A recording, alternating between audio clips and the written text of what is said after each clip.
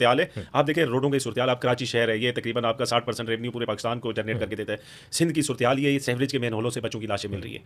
रोडों का निज़ाम, सीवरेज का निज़ाम, फिर बारिश आती है पानी आता है, बारिश ज़्यादा आती है पानी। आप देखें हमारे दौर में हमने 4 बड़े नाले, गुजर नाला, औरंगी नाला, मलीर, ये 4 नाले हमने सफाई करवाई इनकी, यहाँ से पानी का निज़ाम। फिर हमने फायर टेंडर लेकर आए, फिर हमने K4 पर काम शुरू किया कराची के अंदर, जो कराची की जरूरत है। फिर हमने ये जो लोकल ट्रेन कराची में सर्कुलर रेलवे, उस पर काम, ये सारे काम हमने किए एक शॉर्ट टाइम में किए। पहली बार हमें हुकूमत वो भी वफाक में मिली थी 18वीं तरमीम के बावजूद।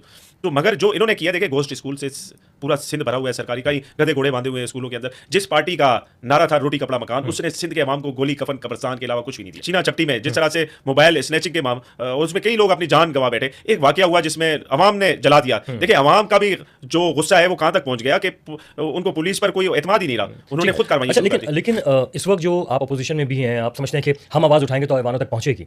तो इस वक्त जो कराची में ट्रैफिक की सूरत हाल है, ट्रांसपोर्ट की सूरत हाल है, इस पर कभी आपने तवज्जो दी यानी तहरीक इंसाफ ने? और अगर आपको लगता है कि खराब सूरत हाल है तो आपने कोई आवाज़ उठाई? देखिए हमारे दौर में भी खान साहब ने बसेस दी सिंध में, और ये मैं आपको बताऊं कि जो फिटनेस है बसेस की या डंपर्स की या ट्रालों की, ये देखिए निज़ाम इस तरह से नहीं चलता। फिर इन्होंने ई चालान जो सिस्टम शुरू कर दिया, 15-20 हज़ार 25 हज़ार के बड़े बड़े चालान डाल दिए। इस तरह से नहीं होगा। ठीक, आपने सेवरेज के मेन होल तो बंद नहीं किए, कराची में बड़ा मसला जो आपने कैमरे CCTV कैमरे लगा के इतने बड़े बड़े चालान, आप तमाम चीज़ें कानून के अंदर लाए। कानून की हुक्मरानी सिंध में सबसे बड़ा मसला कानून की हुक्मरानी नहीं है, चंद पैसे देकर अपनी मर्जी का काम करा दिया जाए। अच्छा, आप क्या समझते हैं कि इस पूरी सूरत हाल में एक डिबेट चलना शुरू हो गई, और वो ये चल रही है कि जनाब अगर आप चाहते हैं कि चीज़ें बेहतर हों तो मुख्तलिफ सूबे होने चाहिए। अब सूबों के मामले पर तहरीक इंसाफ का मौक़िफ़ क्या है?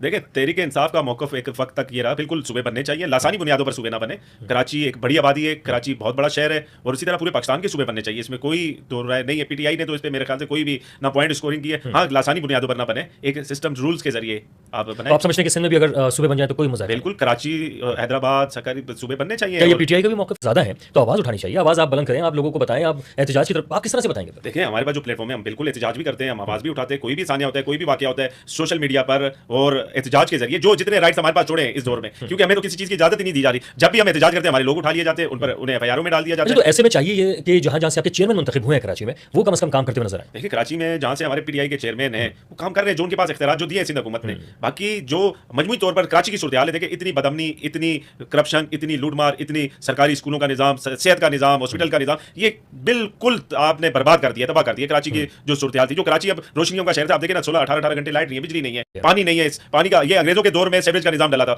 आप बताएं ना 16-18 साल में पीपल्स पार्टी ने क्या किया। बहुत शुक्रिया जनाब अमजद इकबाल आफरीदी साहब हमारे साथ मौजूद रहे, पाकिस्तान तहरीक इंसाफ के साबिक़ा कौमी असम्बली के मेंबर। और इस वक्त जो कुछ भी आपने सुना या आइंदा आने वाले वक्तों में बहुत जल्द पता चल जाएगा कि किस सिमत जो है वो पाकिस्तान की